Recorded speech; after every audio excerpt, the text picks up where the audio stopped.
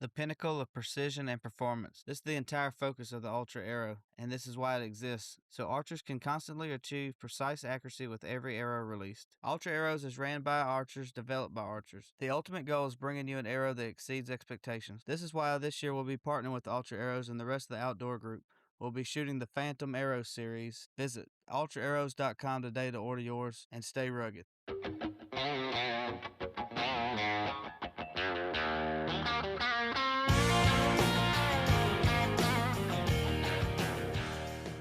Today we got Jesse Jones on the show from Nubz Outdoors. Welcome to the show, Jesse.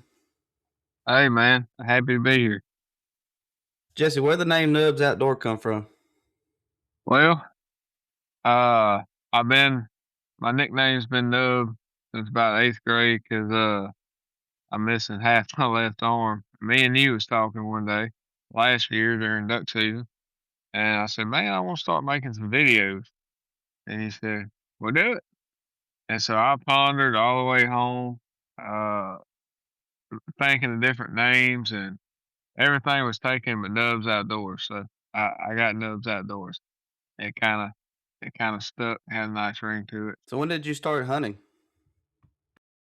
Man, I started squirrel hunting when I was a little bitty kid. I remember going a couple times with my grandpa deer hunting, and he was huge into hunting. But by the time that I had got the age where I could hunt, he had done got to the point where he didn't really hunt, and my mom and dad never really hunted until about 2019 or so. My wonderful wife, my father-in-law, is a very avid hunter, and when I met her, I started hunting with her dad again, and then met more friends that hunt and fish, and so now I'm turkey hunting, I'm deer hunting, I'm duck hunting. Anytime I get a chance to get out there, I'm doing it. So what would you say your favorite species is to hunt now that you started back hunting?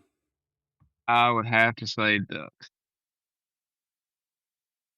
So duck hunting with pretty much one arm, what kind of challenges do you face? I mean, you got a lot of wading in the water, carrying gear, shooting a shotgun. What's your biggest challenge, you think?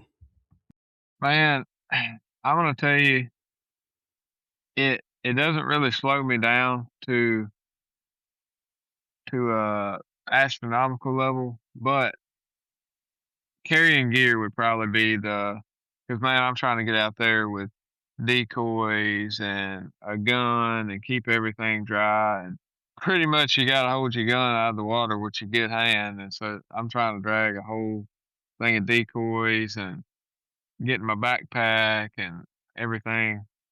Uh, there's not enough fingers for duck hunting for sure. If you're really trying to kill ducks and you get a bunch of gear together to help you bring them in, I mean, it is a lot to get out there and get back.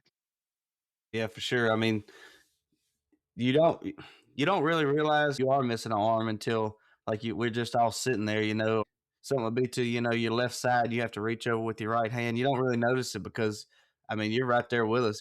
I would say really don't slow you down, but I mean we don't hunt in terrible conditions either though. Oh yeah, uh, for As sure. long as they don't hand you a pump shotgun, huh? Oh yeah, that was my biggest issue, man. I used to have, well, I still got it. I just don't use it too much anymore. That was my first shotgun with a Stevens 20 gauge pump. And I'd hit with all three shots, but there was about 10 seconds in between them shots. That's It's all good, man. I mean, you're like I said, you're right there with us. Great company. What is it about duck hunting that you like the most? Why not? You said you grow up on squirrel hunting. I know you do a little coon hunting and deer hunting. What makes duck so special? So man, uh, I've got a good buddy of mine, Kyle Kaysen. We met uh 4 or 5 years ago, and I'd always wanted to try duck hunting. I'd always heard, oh man, duck hunting is just the best thing in the world. But I felt like ducks wasn't one of those things that you just went to a body of water and said, oh, maybe a duck will show up. You know, I I'd been doing it long enough, deer hunting and everything. I mean, I can pretty well make my way into the woods anywhere, spot sign, look for tracks, and kind of get to where the deer are at. But with ducks, I had no clue, and I didn't want it to be one of those things where, you know, I go out there a couple times by myself, not knowing what I'm doing and not liking it. Well, when I met Kyle, he said, "I'm gonna bring you duck hunting." And man, that first time I went with him with that woody flight, it was they're coming from everywhere, each direction. You know, you're looking left, they're coming right. You and that whistle, man, that first hunt that I was on, it burned something in me that you got it's so fast paced, and you have good days and you have bad days, but when you're deer hunting or something like that where you have to be quiet, I mean, yeah, you can still do it with your friends, but you just going deer hunting, getting in a climber or a box stand and waiting for a deer to come out. Man, with duck hunting, I'm gonna be honest with you, uh half of half of the thing I enjoy is just getting to the duck hole, because it's not one of those things you got to be quiet, or you can talk to your friends as you're doing it. You've got the trip up there that you get all pumped up. Oh man, we're gonna get some ducks, and then every time you pull the trigger, you're looking at your buddies to say, "Hey man, you see me shoot that duck?" It's just there's so much more community in it, and good days, bad days, whether you kill your limit or you don't see a duck, I still love being out there with my friends. Yeah, it's definitely a fellowship, and I think duck hunting does get a bad reputation. You got the guys that they want to be first to the hole, and they're willing to fight people over it, which I never got that. I mean, eventually you're gonna get caught or find the wrong one, you're gonna go to jail. It's definitely fellowship, and even when you go by yourself, it is something special. But having your buddies all around, joking around and actually being able to enjoy each other's company, that's kind of what it's all about. Yeah. So, no, have you ever hunted out of state or strictly Louisiana? Uh, I've only hunted Louisiana. I've wanted to hunt out of state because of, for my job. I'm kind of settled down now, but I normally travel. And man, I've seen, like when I was in Minnesota, I wanted to shoot some geese so bad, man. And geese is a beautiful bird, and it's pretty much just a big duck.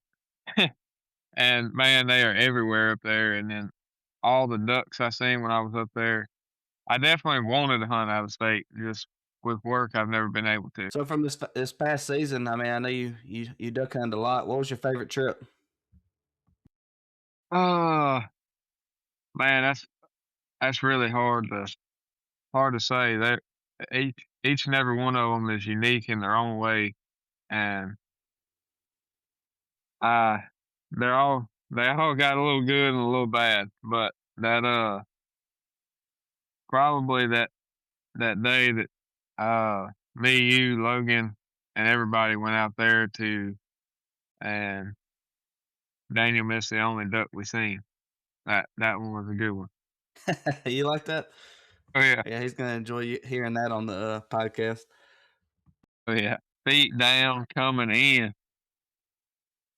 Yeah, I mean, we all have those kind of hunts where nothing goes right, and at that time we hadn't really been seeing a lot of ducks, so when they came on in, it's almost like everybody panicked instead of making the Oh shot. I yeah, mean, we miss all the time, right? But it's just it's better whenever somebody else misses. oh yeah, for sure. If I would have missed, I wouldn't want anybody talking about it. Surely not on the podcast because I've I've got quite a few of them in my record. But yeah, no, we all do. You're gonna have to come up to Oklahoma with us this year. I know last year you really wanted to, but just didn't work out that way. We're planning another trip, so hopefully you get to make it. Oh yeah, man. I wanted to last year, but with the way work went and everything, right when y'all went is when I had to go back to work from my layoff. Ever want to take a picture or record an animal far away with your cell phone, but it ends up being a shaky mess or the photos aren't clear, check out the Snapshot Spotter from Ollin. It's designed to go straight on your cell phone. It's a magnetic connection that self-centers for perfect alignment every time. No more shaky videos. Get picture perfect quality with Ollin. So let's talk about your platform now. You got Nubz Outdoors. Where can people find you at on that? I've made a TikTok. So I had a TikTok before, and I decided I wanted to do something a little different with it. So I removed my videos and started making. When me and you talked about it, I didn't want to be. You have 1,000 uh, outdoor influencers out there, and I wanted to make sure that faith was well incorporated into mine because that is one thing that is very important to me. But I'm on Instagram, TikTok, and Facebook, all as Nubz Outdoors. I'm working on some content, but man, that job makes it hard. We kind of do the same work as each other. You kind of have to make time to do these podcasts, and I mean, you'd rather be hanging out with your family, but to be able to grow something, you got to put the time into it, and sometimes you have to find your own motivation. I've got to get some help from some people because I I've got quite a bit of footage on my GoPro, uh, but I don't know how to edit very good.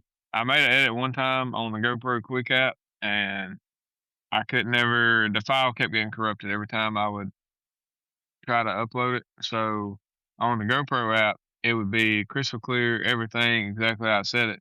As soon as I downloaded it, it would be highly pixelated and nothing would work.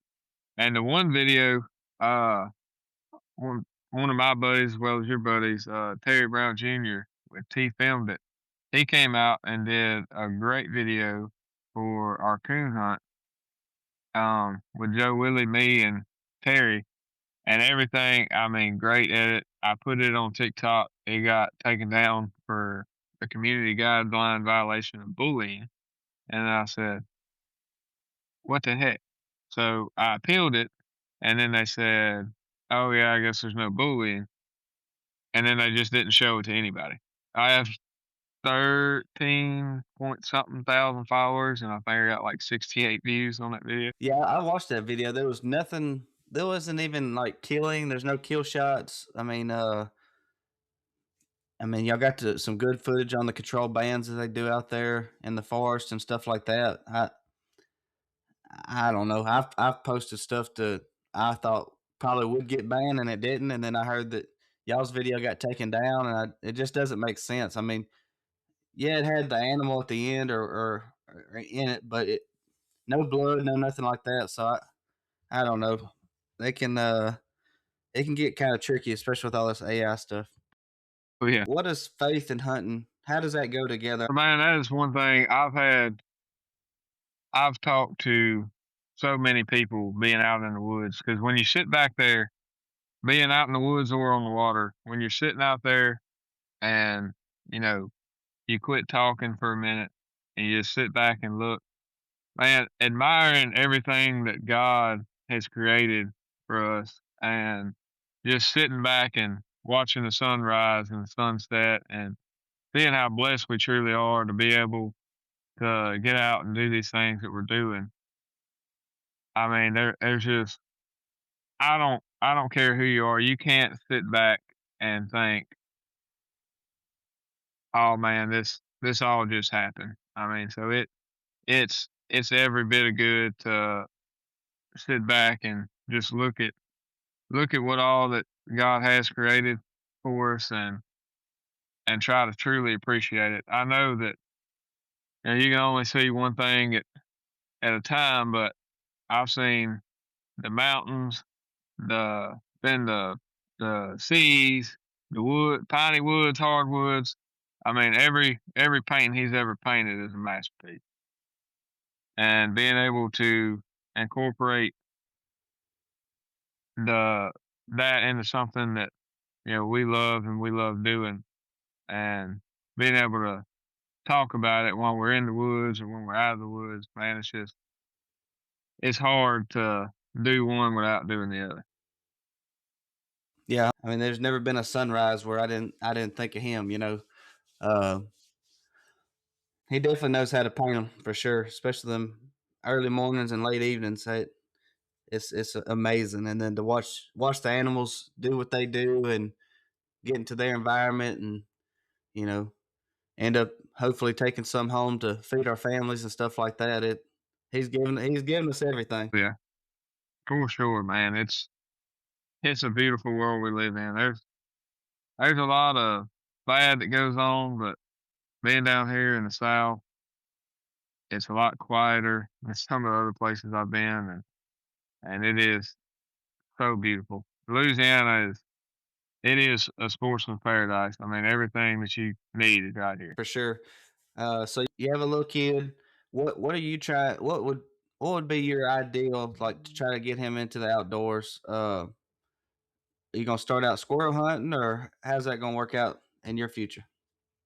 So last year, uh, I just got home from a job, and we uh we decided, or I decided, I was like, man, it's late in the season. I'm gonna try and take him out and get a squirrel. So we went behind Keith's house and brought him out there, and I said, well, as soon as you see a squirrel, we're gonna be quiet, and you see a squirrel, and let's get it. Just tell me where it's at, and I'll shoot it for you.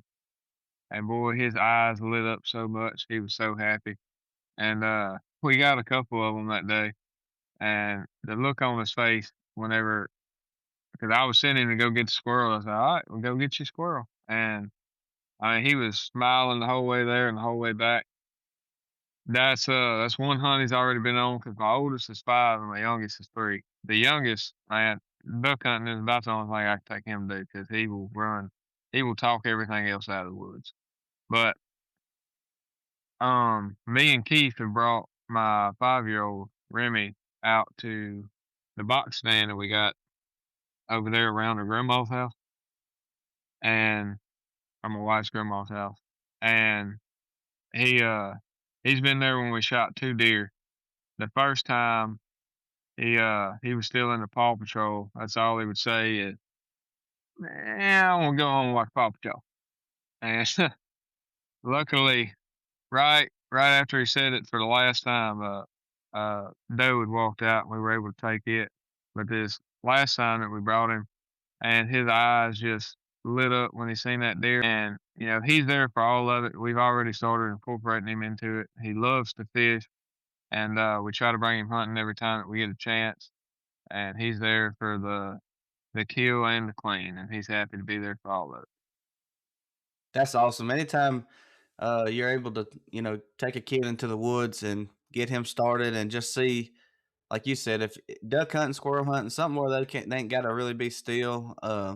Deer hunting, it can be the easiest, but it also can be the more challenging, especially if they don't want to sit still, or especially them afternoon hunts where you got to get in at like 2 o'clock and you probably ain't gonna see nothing until 4:30. That 2 hours, that could be detrimental on a kid. I had to set up a couple of stands, especially that first year that Easton hunted, to where we could get in and get out. I mean, sometimes we got out at 4 o'clock, right when you really need to be sitting there. But um, just making those little sacrifices, that I think that helps a lot. Try to inch their way into the outdoors is very beneficial to them and the future of hunting. Oh yeah, for sure. We Keith has been able to bring Remy more than I have, because normally that's the last bit of working I'm doing is during hunt season. But as far as fishing, we've got a couple of ponds right there by the house. And I will tell you, I thought I was a good bream fisherman when I was a kid. Every time that kid sets that hook out, he has got one on the line. And uh, so whenever we go out, I'll have my couple bass poles, and then he'll catch a fish. I'll set my pole down. I'll rehook it up for him, throw it out there. He'll catch another fish. About the third fish, I just put mine down and hang out with him. And I'm telling you, they're back to back. He loves fishing for sure. Like they're brim fishing, your fishing days are over. You're gonna sit there and untangle or bait up and get fish off, and he's ready to go again. So I just quit. If we're going to brim fishing, I don't even bring a pole no more. Yeah, oh yeah. So what's your summer look like? Are you gonna try to make some content? I know it's you can, go coon hunting like you talked about, or uh, I mean there really ain't nothing as far as hunting wise until what October. So what does the rest of your summer look like and going into the fall?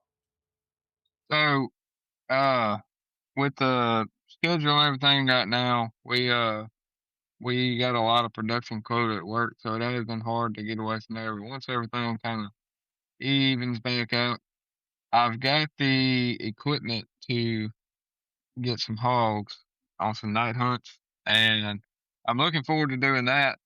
I'm just having an issue finding anybody that wants you to come hunt your place that has hogs up here. Um, I need to make a post, but I would like to get some hog hunts in to try to help do my part with that problem.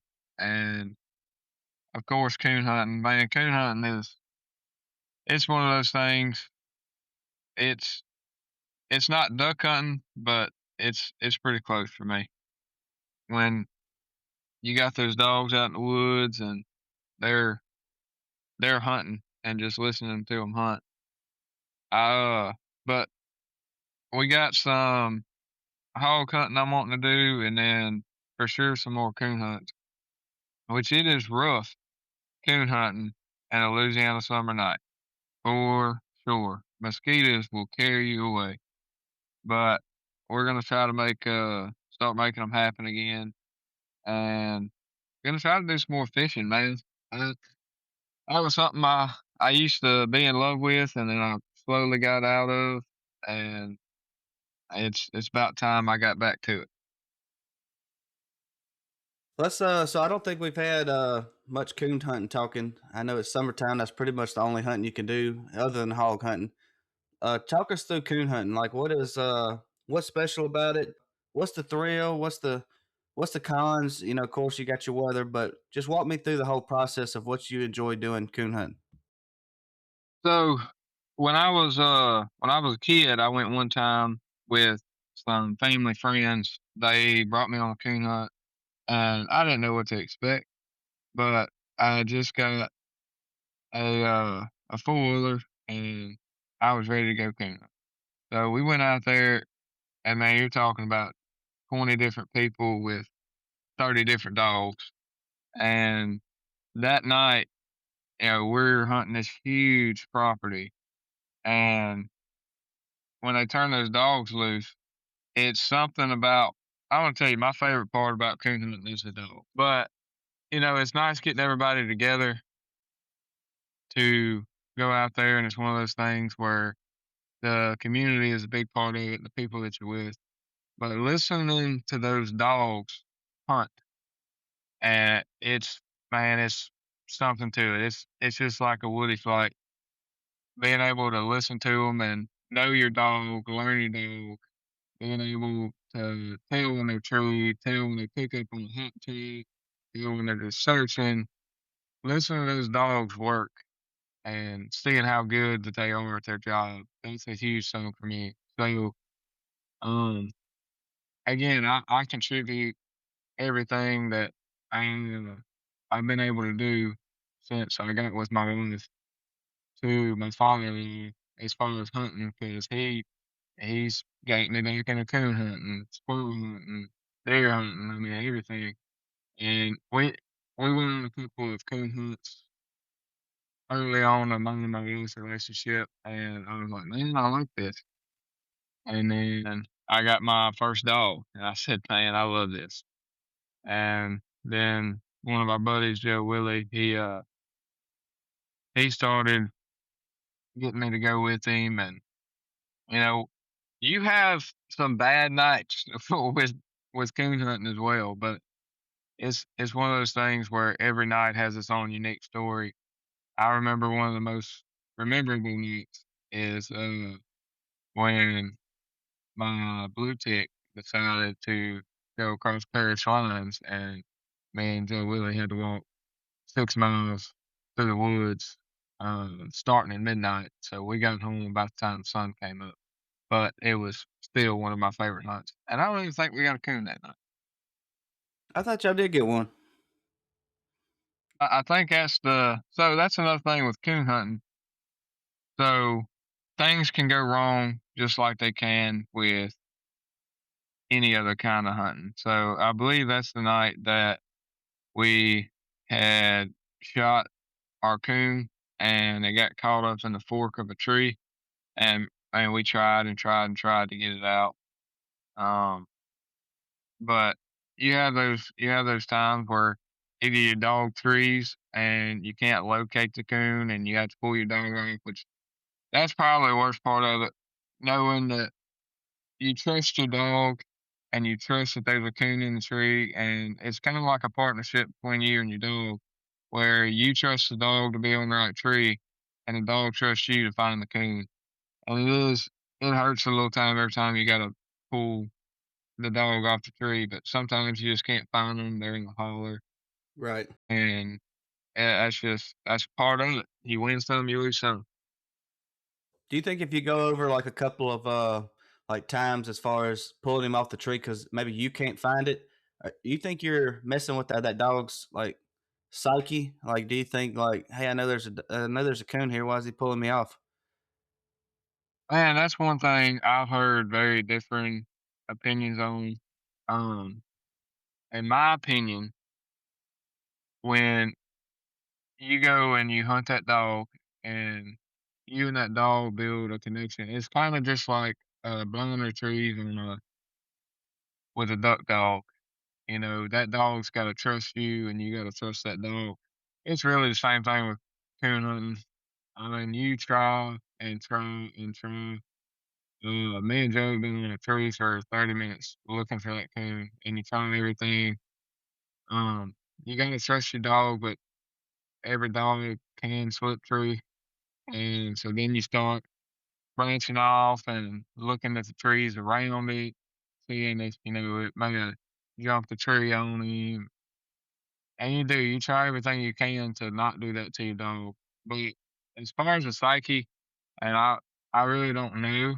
I would like to assume that after you see the dog sees you trying everything you can, that he understands. But yeah, it happens regardless.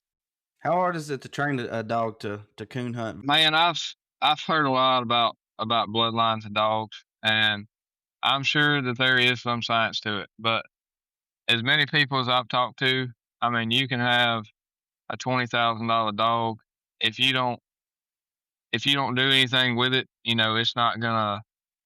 If you don't take the time and train it, it's not gonna be any different than any other dog. But then again, on the training part, some dogs just it don't matter how much work you put into them, they they only have a certain level they could reach. So I was fortunate enough. I have one blue tick right now, and then we got two tree walkers recently that we haven't had a chance to get out there with yet. So my blue tick was we we got it and we went and tried it. Nobody had really messed with it, and a lot of it for the dog is just instinct. And I know that ours at first was pretty bad about not necessarily treeing coons, but trying to tree everything in the woods. I remember me and Keith bringing it out to the lease and saying, I see the one fast coon or that thing's on a deer. So we hopped back in the truck and cut it off at the road. And we see the deer come out. And about 10 seconds after that, we caught the dog. So I haven't had to, per se, train my own dog yet. I'm looking forward to the opportunity. I know Joe just got a couple puppies because he wanted to do the same thing. But I know a lot that goes into it from talking to Keith. So it is a lot of work and it is a lot of bonding with your dog. So you'll go pick up a coon and work with your dog on it. Make sure your dog knows, hey, this is what we're hunting. And it's one of those things where once you get your dog on what you want it to be on, it's a good feeling. And then you just work with the dog. I know one of Keith's favorite things to do is get the dog interested, let the dog bark around the cage, and then he has one big tree in the middle of his yard. He'll set the coon out and let that dog tree, and then it's working with him. And coon hunting is one of those things where the more you do it, the better it gets with your dog. Because if you have a layoff with your dog where you're not really hunting them as hard, when they get back out there into the woods, they got to get back into the rhythm of it. That's a pretty interesting concept about letting the dog kind of tree a coon in kind of a controlled environment because that coon's going to run to the first tree it sees, and to have in the middle of the yard you kind of can control like what happens and all that kind of stuff. So that's pretty interesting. Oh yeah, Keith does a lot of stuff that is I'm telling you, that man is smart when it comes to anything in the woods. And he he'll come up with just about anything that be a little bit better than the next guy. Yeah, he's a pretty good hunter too. I know. You know, being funny between family, you probably don't want to admit none of that kind of stuff. So it's kind of funny hearing you say that.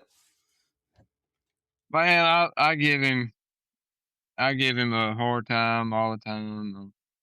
Oh, I hit further chance than you. Or you can't see as good no more. But I'm telling you, at the age he is and the age I am, he's he's got so much experience in the woods, and I guess once you have shot as much as that man has, you never.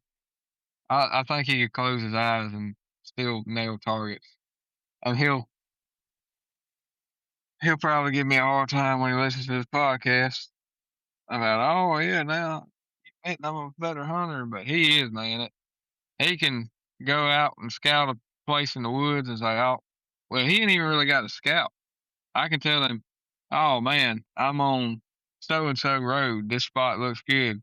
And he'll tell you, "Oh, yeah, I hunted that spot back in '72. They got some big deer, but you gotta go 200 yards here and then take a left, and there's one oak tree with a hole in the north side. That's where the deer like to come out at." It's crazy. He's crazy. That's the kind of knowledge you just need to absorb. Like I said, we joke to each other about can't do this, can't do that, but certain things you can definitely key in on and absorb and use it within your everyday hunting life. Oh, yeah, for sure, and that's one thing that, I that's why I'm trying to get out. Well, I'm in love with it, but I'm trying to learn everything I can from him because he is probably the best hunter that I know all around. And, you know, every bit of knowledge that he has, he's taught me an astronomical amount about hunting just in the 6 years I've been with my wife. And, I take it as my job to soak up every bit of that and try to add to it to give it on to the next generation. Like I would like to be a better hunter than Keith. Not saying that's ever gonna happen, but, uh, I wanna make my kids better than either of us, and I want them to make their kids better, and it's one thing to go on guided hunts, which I'm not saying there's anything wrong with guided hunts. I wanted to go on quite a few of them, but being able to have the knowledge and the resources and skills to be able to go out on your own and do your own scouting, do your own setup, and say, "Oh man, I think this is going to work." And being able to teach kids to do that, it's something special for sure. 100%.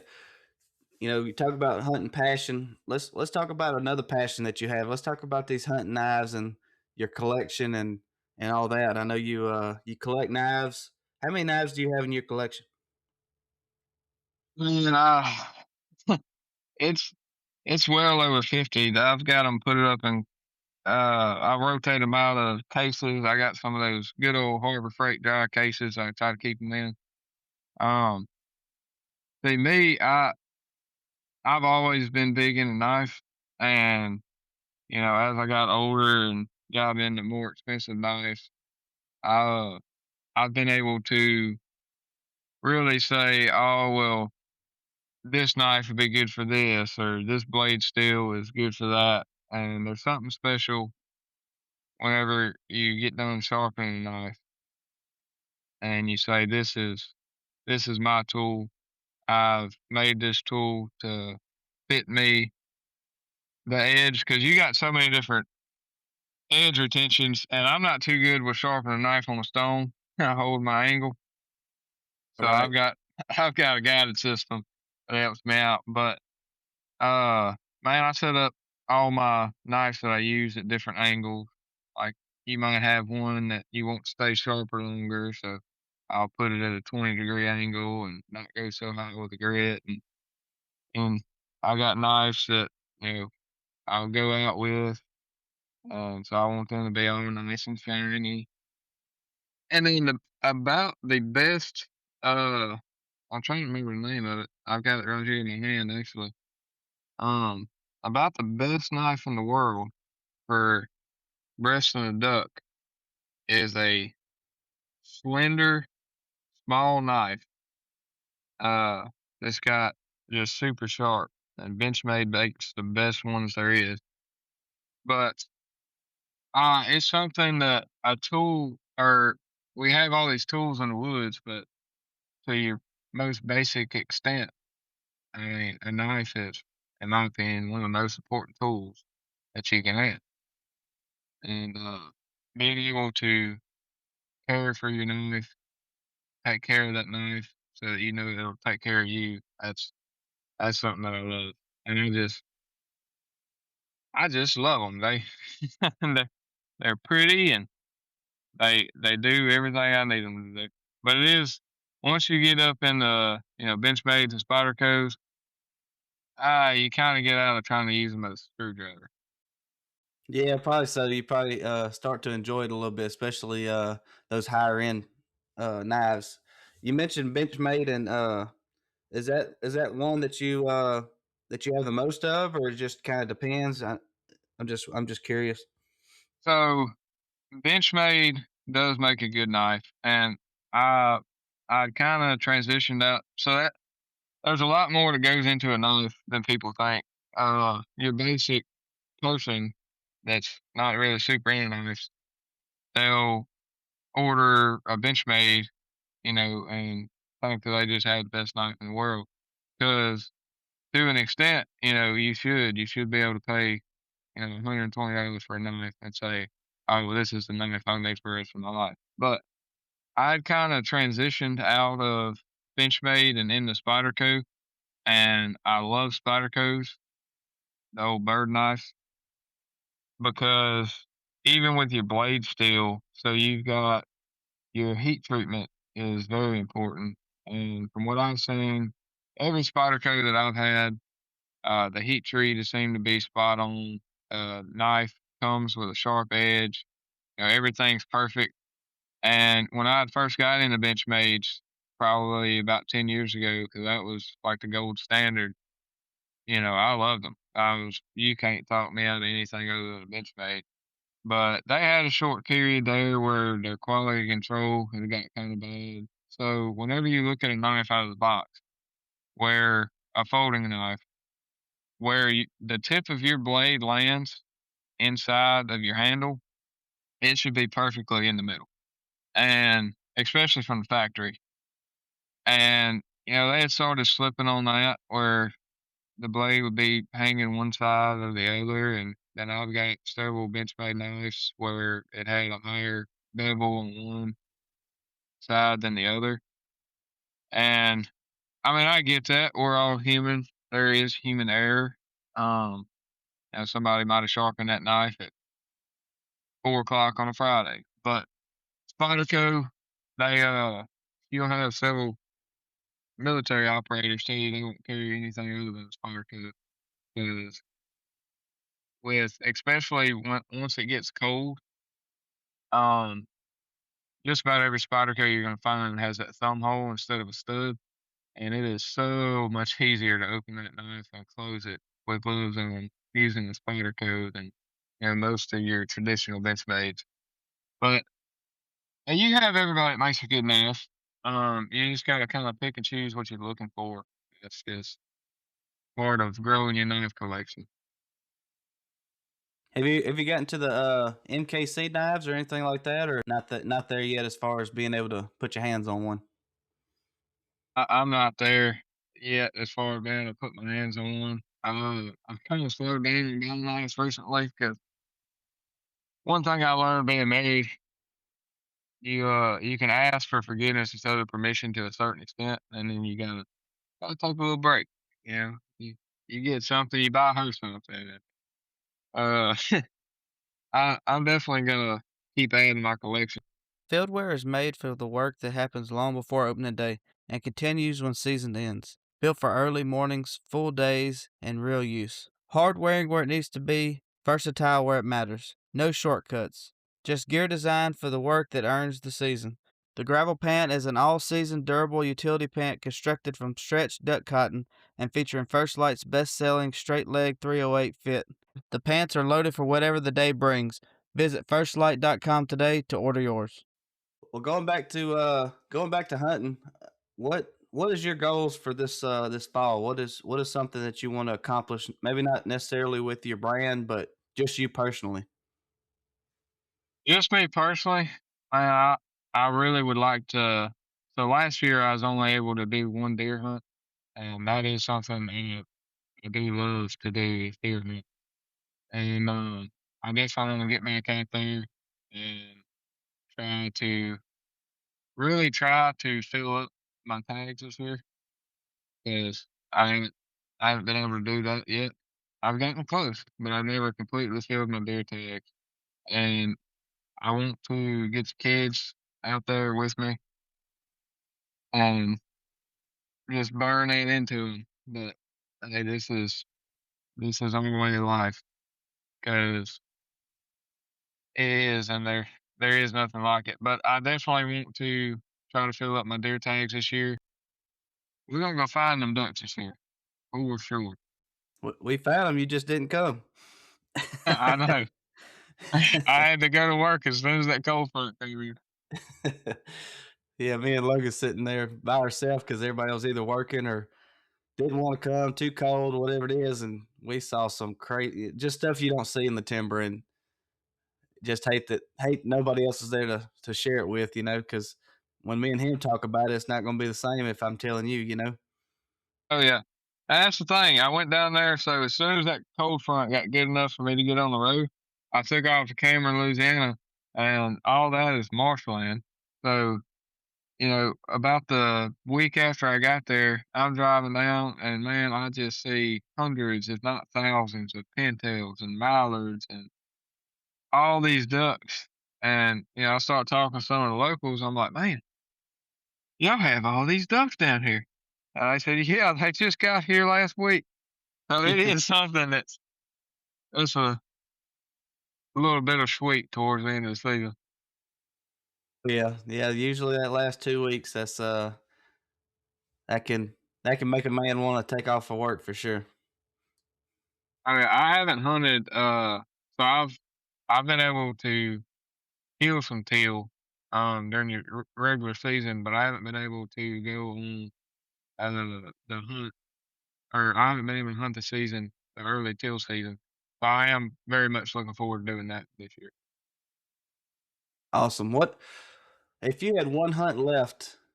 What would it be? What's your dream hunt? What's your once in a lifetime hunt for you?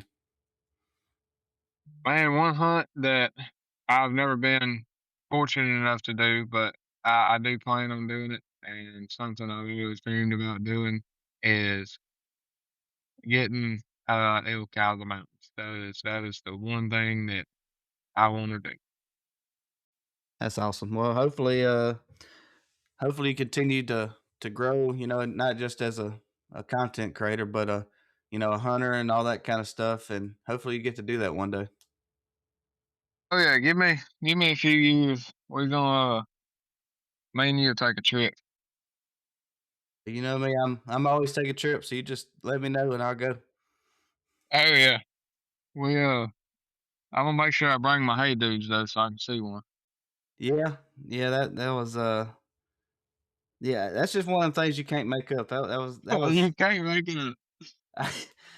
I'm proud to experience it, but hopefully this year, when I go, I can finish the deal. Oh yeah. I have faith in you. Well, Nub, is there anything before we get out of here? Is there anything you want to say or talk about before we get out of here? Uh man, I just for anybody that's any and everybody that's listening, if you haven't been fortunate enough to experience the things that, I've been able to talk about today and that Taylor talks about on all his podcasts, I would highly suggest getting out there and doing it, and at least trying it.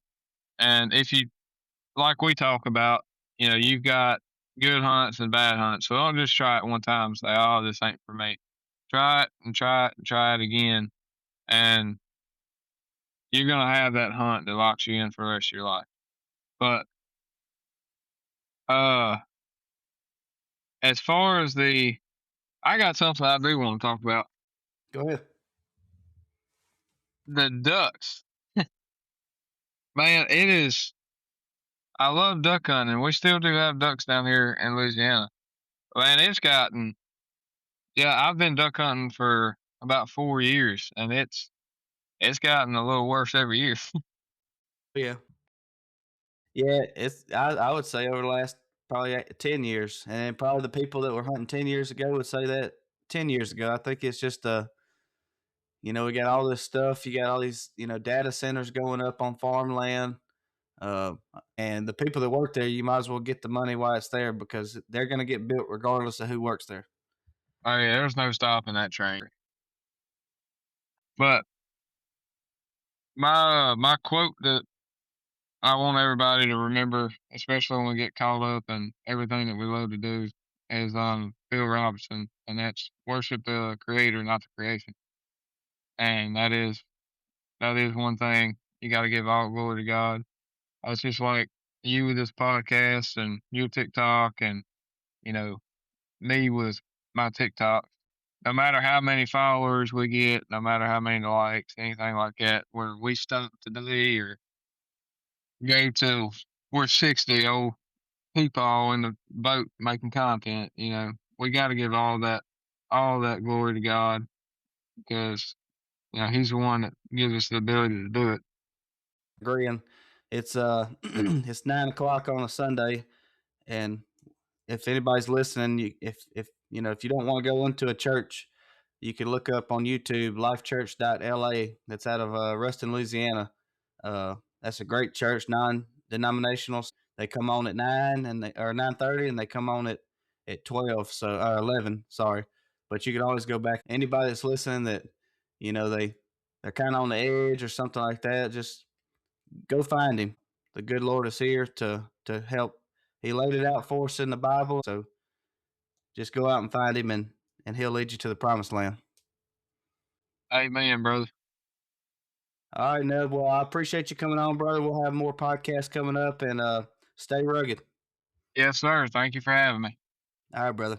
Mountain Ops has been a part of our crew from the beginning. Ignite is our go-to for energy. Ignite delivers smooth, long-lasting, great-tasting energy and improves cognitive function for hours, providing a clean and healthy energy alternative to help you conquer the day. Jumpstart your day or anytime you need a boost. The Operation Conquer Hunger team works with charity partners. Every time a purchase is made, a nutritious meal is prepared for families in need. Visit mountainops.com today to order yours.